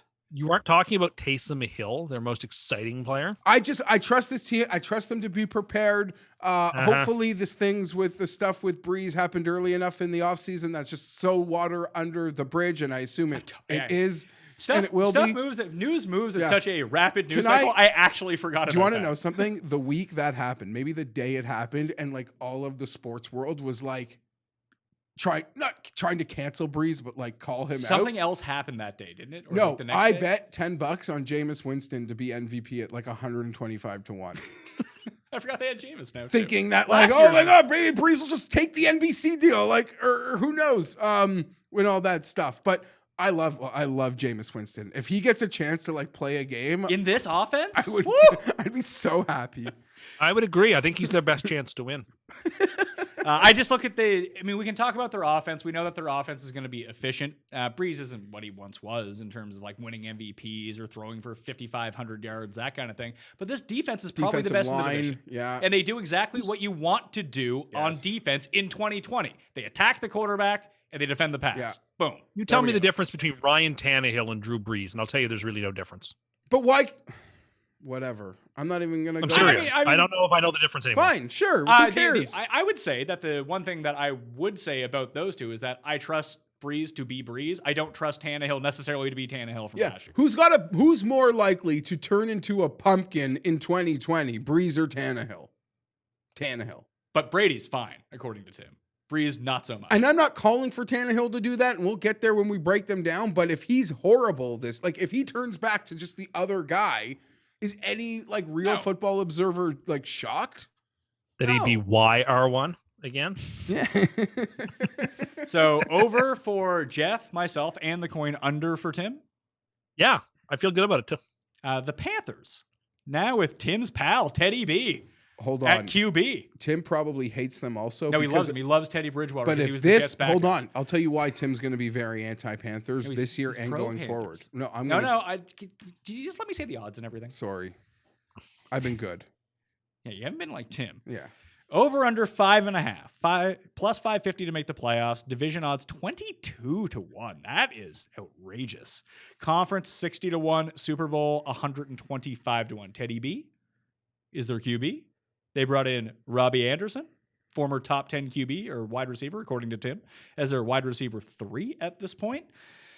And then they have Tim's least favorite coach in football, O'Doyle Rules, because he wouldn't go coach the Jets. Remember how pumped Tim was for Matt Rule to be the Jets head coach? And then he turned them down. He said he wasn't any good anyway. And this is why I think Carolina will be the team in his crosshairs for a plethora of years to come. Any success this coach has will look negatively upon the Jets. Well, they're not having success with their coach, and that will trigger Tim. They might be good with Lawrence next year. The Jets or Yeah, Carolina? The Jets. Well, yeah, I mean, Stop if Stop Seattle does give us the first or second pick in the draft, I suppose we'd have a crack at him. Oh, and you would take him over Darnold? No, I wouldn't. I'd trade him for a million picks and get them too. So I like this Carolina team to go over 5.5 wins. Do I think they're a playoff team? Maybe, maybe not. I think they're about an 8-win team, actually. I think Teddy B is a really darn good quarterback who doesn't get the respect. When he took over from the Saints last year, that team barely missed a beat, and he did a very serviceable job in that with that team. Coming into Carolina, a team that is of his own, with again really fantastic playmaker. I mean, CMC is such a huge boon for him. Time when he's in trouble, he can just dump it over his shoulder to McCaffrey, and that is such an advantage to a quarterback who's learning a bit of a new system, that he's got a safety valve at all times and in all places. So I don't know, this Carolina team the last couple of years have been disappointments, in part because 1 year Newton just wasn't very good, and the next year he was hurt, and they didn't really have Allen really wasn't the quarterback for them, even though they weren't terrible by any means. Bridgewater, I think, is a cut above either of those two guys right now. And despite the fact that I think the coach is full of himself and doesn't know what he's talking about, he sort of stumbled into a pretty decent roster. And I like the receiving core. I think the defense has some playmakers. I'm for this team to win 8 games or 9 games or 7 games. Any of those easily clear the hurdle of 5.5. I think you have all your work cut out for you to say this is going to be a 5-11 or a 4-12 team. I really struggle to see the logic in betting the under here. Bet me. I just think it's so hard to get there. So Jeff's going under. So is the coin. Yeah, bet me. Here's the thing. I agree. It's nice. They're lucky to have a guy like Teddy who has some familiarity with their offensive coordinator. But this is now a new coach in an offseason with a bad football team, and all installation is out the window with how this, like, proper installation program, everything is out the window. I think the season's going to be a cluster expletive in Carolina. And that's not an indictment on how I think the future is going to be there with that ownership, with this coach. They made trades this offseason, Pat, that made me thinking they're trying to literally just reset everything. Like when you got an offensive lineman. I got Trey Turner for Russell Okun. Are you kidding me? Oh yeah. No, that was one of a handful of moves, though. That wasn't the only move out of Carolina this offseason. I think they have a plan. I think the COVID situation almost gives them an excuse. I think it's going to be an excuse that they can back into when the season turns to a disaster. I will bet Tim if he wants on this 5.5. I think this thing's going to be 3 or 4. Team is in trouble. Tim talked about a stacked division when we like the Saints, but doesn't bring it up for Carolina. Come on, man. I agree with Tim. I think that Teddy B is wildly competent.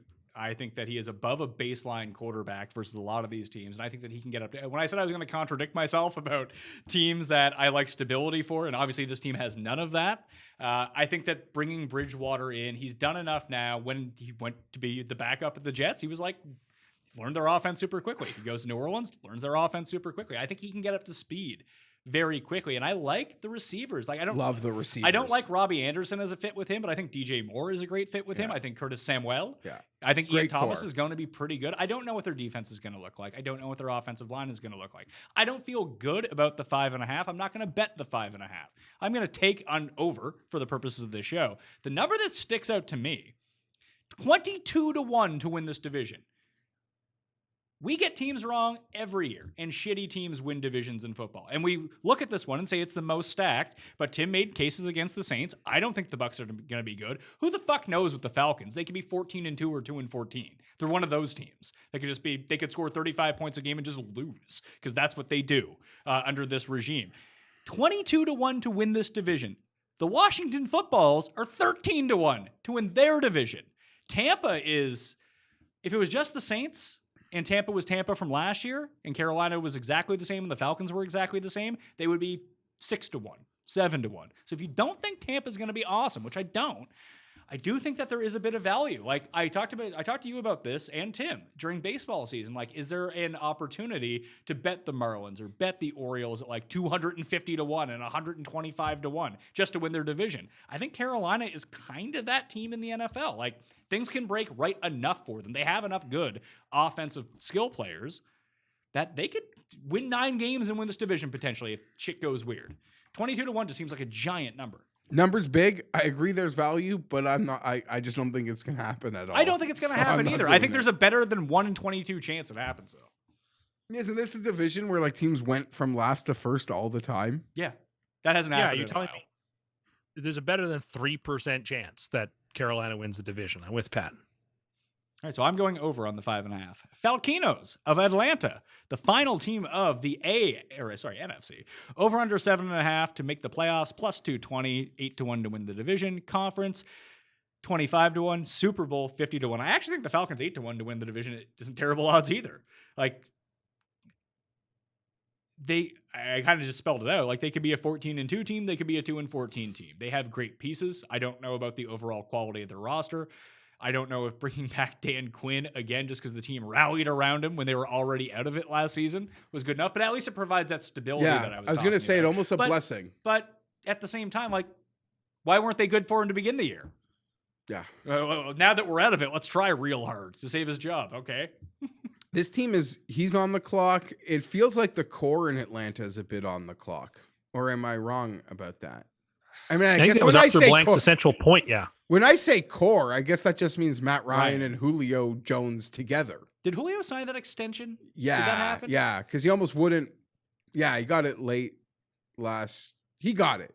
I'm certain he got it. I feel like I'm Matt fuzzy Ryan the is on timeline. the last legs of that type of quarterback being like a fundamental building block on an NFL team. Him and Stafford, just the Drew Bledsoe types. Yeah, just Rivers, just the Rivers, big yeah, like, body I pocket just, passer. I just don't know if we see a lot of that type of quarterback moving forward. Certainly not getting drafted in the top 10. No. Like, there's going to be outlier guys, just course. almost like it used to be, like where you'd have like a mobile quarterback or a run first. Yeah, you had quarterback Michael Vick. Well, be an outlier yeah. while there was a bunch of statues. I think it's going to be completely reversed, where you see not necessarily running quarterbacks, but mobile, athletic quarterbacks versus Like Sammy Scrambles. listen. Yeah, no, Safe Space Sam, who looks like he has diabetes. and You're weighs absolutely right. 300 pounds. You're absolutely right. But at the same time, as you know, I caught an interview yesterday with my boy down in Indianapolis. He acknowledges all of those things, but says in the end, this game is won from in the pocket on 3rd and 7. Sure. That is fundamentally correct. That is where the football games are won and lost. And who said that? Phillip Rivers. Okay, how many Super Bowls he won? 0. How many AFC championships he won? He played one How with a about torn this? ACL. How about this? Don't get to 3rd and 7. Play Ravens football. Have 3rd and 2 all the time. I would like Well, the that. Ravens football We just still would didn't have prove to be punted on effective 4th and either. 1 when 3rd and 2 wasn't converted. or do what the 49ers did last year. I agree with everything you're saying. Just get first downs. How about that? I'm just saying On first down. In the end, Play this game Chiefs football. In the end, the games are going to still be won and lost by 3rd and 7 in the pocket. Just Correct. That's sort of thing. When it came down to it in the Super Bowl, Mahomes won the Super Bowl by making that exact type of pass Yes. in the pocket. Right? Right, in the pocket and just chucking it up 50 yards downfield. And Correct, Did but they, it was and how pocket did they, passes. And how did they continue to get to that point? Because he was mobile enough to get away from the rush, and it was even able to run for a few first downs to extend that drive. Absolutely. And being able to move the pocket sideways, it keeps defenses off balance and it gives you other options when plays break down, like Stafford, Matt Ryan, Phillip Rivers. They don't have those other options when the play breaks down. Stafford more mobile than people think. Yes. Ryan Kind of like a, well, maybe not as much as Roethlisberger, who was always like evasive and mobile. He's even evasive at his because he's peak. like shifty for 5 years. Yeah. So he can push everyone off because he's a giant. And then, you could pull Yeah, the whereas pile. someone like Mayfield is just panicky because he doesn't know how to play the position and just runs. Still 'cause he's jealous. We'll get there. I can't believe the Browns were so bad last year, and he's still jealous of Baker Mayfield. I'm going to say under on Atlanta, even too. though I picked them for to make the NFC Championship last year. I feel like a lot of the ugly habits that started last year will reoccur. I don't like the depth on this team. The defense is just an unknown. It could be all right. It could be really bad. Remember, like after they came out of the bye week, their defense was really good all of a sudden? They'll beat the Saints twice somehow. Yeah, they squeezed the Saints I still twice remember last year. Tim's still upset that they got robbed, and again they lost by like 28 points. Oh, that was 2 Thanksgivings ago. They were so much better than the Saints in that game, but people weren't legit watching. by 30. They could have. They really. It was a couple. They got of to the fluky red zone like turnovers. 3 times and did not score. They didn't cover the 13 and a half in that game. They were the true, right and side last though, year- Geoff. Then they played him again last year and covered the number, but only did that because they recovered 2 consecutive onside kicks. They're not playing on Thanksgiving for the first time this year in a while. I guess we got a break. I think the entire time that we've been doing the pick show, which we do every single week, but Atlanta's been overrated. it just we don't get Atlanta right. Like when Atlanta wins games, we're against them. When we think they're going to win, they get beat. Like it's weird. I think Geoff has a very good handle on the Falcons. He can tell exactly the types of teams that will manhandle them and the That's types true. of teams that can't. Yeah, they don't Like do when they well play with a team like tough, the hard Titans. nosed teams. Yeah. Yeah. Fizz- If they go play San Francisco, they're cooked. But if they play a finesse team, Yeah, the Chargers, they'd hang around. It'd be a last possession game. In fairness, they went into San Francisco and beat them last year. but the type of team, I'm not saying that's going to. No, but They did on the I goal. remember that point Type because of it was early in the year, even before the Titans took off. They were playing Yeah. Atlanta, and you just knew. Like, no, there's a level of physicality that Atlanta always seems unwilling to match when they're in those types of games. Agreed. Yeah, but you wonder, does the Dan Quinn thing, they're probably going to be there again last year, but it's probably beneficial they don't have a brand new coach right now. Yeah, I mean, for this season, potentially so. Or it could just go horrible again. I'm going under. Tim, what are you doing? I'll take the over. All right. Jeff, I'm taking New Orleans to win this division. Tim is taking Tampa. Who are you taking? New Orleans. All right, so let's make our NFC Championship predictions. Tim, hit me. Tampa over Philadelphia. Tampa Bay over Philadelphia. Jeffrey. Philadelphia over Minnesota. I am going to go New Orleans over the Seahawks. Yeah, the two teams I like least in the NFC. I wish I had those picks. Galaxy braining you people out here. Who does Tim like the least? It's Pick weird, those though, that the teams. only reason I'm not saying the 49ers is because something weird happens to all teams that don't win the Super Bowl. Unless you're the Patriots. But they're just always in the Super Bowl, so they almost don't count. They have so much experience in not winning the Super Bowl and winning the Super Bowl that it all offsets. I think last year. I think so too. Paul, do you have a pick or do you care? For the NFC? Yeah. Eh, All right. not really. I No. want to say I do think I my think it's tough to favorite say. win total is the Rams under. Very competitive conference. It is. This will be the more like it won't be more interesting for like our show because all the three teams that you three like are all in the AFC. I just get to have fun when they're not good. But I have a bias. What's better for the show? Football's just always better. What's better for the show, that the Jets and Chargers are good or that they're bad? Bad. I think exceptionally good or exceptionally bad. What's good for the show is the Jets being hot in the first couple of weeks and then the full blown melt. Yes. What is best for the show? Or the other way around, that they're like 0-12 but win their last 4 games. Yeah. What is absolutely best for the show is who do you play week 1, Tim? Buffalo. Buffalo. Sorry, Paul, cover your ears. They annihilate the Bills. Like that week 1 versus Detroit on Sam's rookie season. And we get this like bravado, I'm going to the Super Bowl. For the record, the Jets are Jeff's second favorite team. 32nd favorite Correct. team because the Chargers occupy 1 through 31. No, the Colts are your second favorite team. Oh, yeah, I got a second favorite team. I can't wait to talk about that. Third I do favorite too. I have team. whoever's playing the Seahawks this year as my second favorite team. Listen, if the Chargers when the Chargers made the draft day trade with the Giants all those years ago and we owned extra first rounders, there's nothing like cheering again. Like every loss is like 4 slots down the board. It's the first time I've ever had this experience where we have 2 years in a row their first round picks. My emotional state will almost be as happy with a Seahawks loss as a Jets win. Almost. Imagine that if somehow the Seahawks don't get the 11th pick next year, they get the 2nd pick. How bummed Tim's going to be. How do you think Adams is going to be there anyway? Did you? Yeah, no, Adams isn't good anymore. Who's the loser? No, they got I didn't back say for that. him? He's Who fine, you I think guess. So who did they get back for him? They got McDougald, who's really, Who you had really never good. heard of before, but now you think is better than Jamal Adams. You go watch some of his highlights on YouTube. They're exceptional. He is And actually 2 first-round really picks. good, and it's one of those situations. The Seahawks were so desperate to make that trade, they gave up a good player just because he played the same position on Thank top you. of those draft picks. Sure. He's not Jamal Adams. But I don't wish Adams ill. I think he'll be perfectly fine. Well, he's but already I think we gone won from the the best trade. player, the best defensive player in football to like, Well, he's not the best defensive player even in his own division. Who would dispute that? I mean, you said last year on the show Jamal Adams was the best defensive player in No, football. I said I Yes, thought you he was know. the Yes, best you or did. second best strong safety. No, you did. Safety. You said he was the best defensive player No. in football. I would he never should said be he's better than Aaron Donald. And you said he should be the favorite to win Defensive Player of the Year. Those are your I don't- words. I don't remember saying that. Yeah, well, you I mean, don't I seem think to Aaron remember Donald- anything. Remember when I asked you about your AFC picks this morning and who you thought you picked to win the division was not who you picked? I got half of them right. 2 of 4 right.